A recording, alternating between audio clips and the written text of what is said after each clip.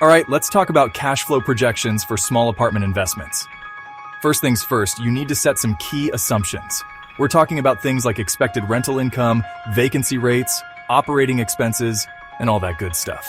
Once you've got your assumptions nailed down, it's time to construct your cash flow projection.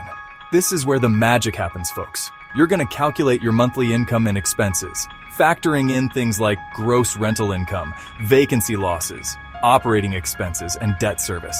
Oh, and don't forget to set aside some cash for a capital expenditures reserve.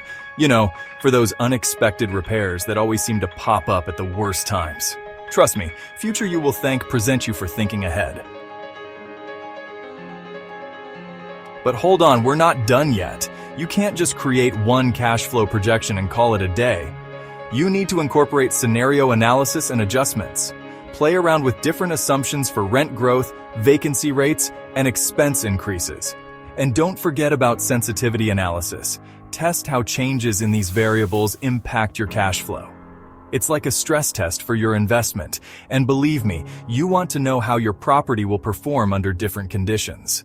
Lastly, review and update your projections annually with real-world data.